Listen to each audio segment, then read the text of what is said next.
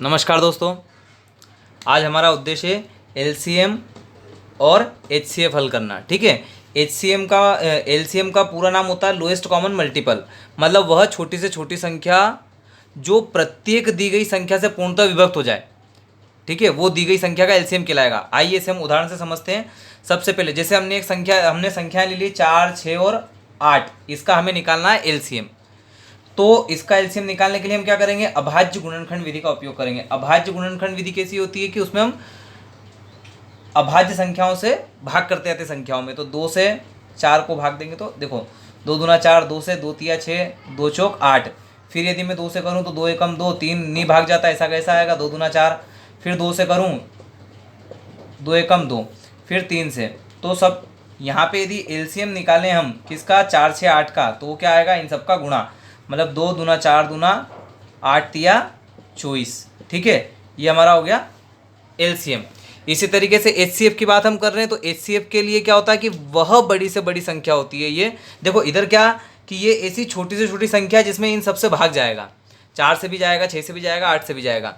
ऐसे ही जब हम वह बड़ी से बड़ी संख्या निकालें जो कि प्रत्येक दी गई संख्या को पूर्ण रूप से विभक्त कर दे। जैसे अभी 84, एक उदाहरण के तौर पे एक संख्या हमने 84 ले ली, एक 126 ले ली और एक 200 अपने ले ली तीसरी संख्या 140। ठीक है, इनके मैं गुणनखंड विधि से सबके अलग अलग, यहाँ पे हमने सबके साथ में अभाज्य गुणनखंड विधि का उपयोग करके हल करा था, यहाँ पे मैं सबको अलग अलग अभाज्य गुणनखंड विधि का उपयोग करके हल करूँगा। देखिए इसमें क्या करा मैंने, सबका गुणनखंड कर लिया 84 का, तो इसका क्या बनेगा, 2 गुणित 2 गुणित 3 गुणित 7। ठीक है, ये भी हाल आपको बताया तरीका। इसके लिए आपको अभाज्य संख्याएं याद होना जरूरी है, लास्ट में नीचे की लाइन में लिख दूंगा अभाज्य संख्याएं।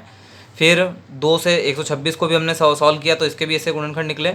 अब जो इनमें कॉमन होगा तीनों में, वो कहलाएगा एचसीएफ। तो इन तीनों संख्याओं के एचसीएफ के लिए हमारे पास देखो 2 2 2 तीनों में आ रहा है, तो 2 लिख दूंगा। फिर यहाँ पे 2 आ रहा है पर यहाँ नहीं आ रहा है, मतलब 2 अब कंटिन्यू नहीं है।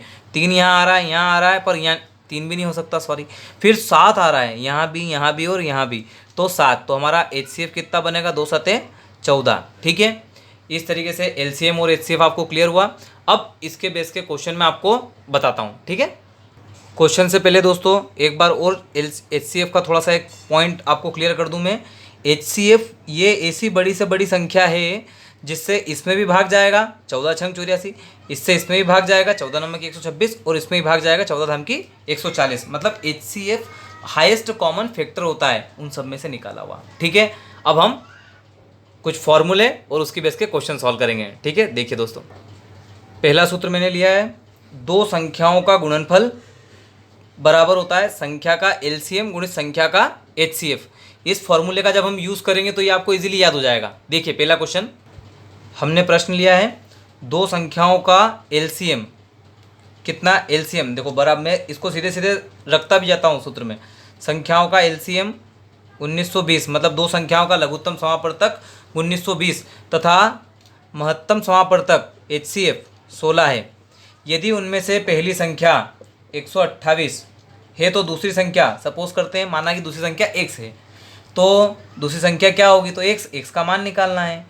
1920 ऐसा का ऐसा रहने देंगे, 16 ऐसा का ऐसा। ये जो 128 इधर गुणा में है, जो इधर जोड़ में होता है इधर आके घटाओ में, जो घटाओ में तो जोड़ में, जो गुणा में तो वो भाग में आ जाएगा 128। ठीक है, 16 का पहाड़ा हमें आता है, 16 8 128, 8 से 8 दूनी 16, बचा कितना 3, 3 पे 2 32, तो 8 चौक 32, मतलब दूसरी संख्या कितनी हो गई बेटे 240। हमारा आंसर क्या आएगा इसका, दूसरी संख्या 240 होगी। ठीक है, अब नेक्स्ट फॉर्मूला और नेक्स्ट क्वेश्चन।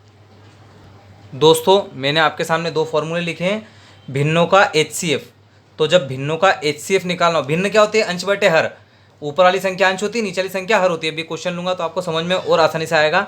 तो उसमें हमें अंशों का एलसीएम एचसीएफ निकालना है और हरों का एलसीएम। इसी तरीके से जब हमें भिन्नों का एलसीएम निकालना हो तो उसके लिए एलसीएम तो ऊपर चले जाएगा, मतलब अंशों का हम एलसीएम निकाल देंगे और हरों का निकालेंगे एचसीएफ।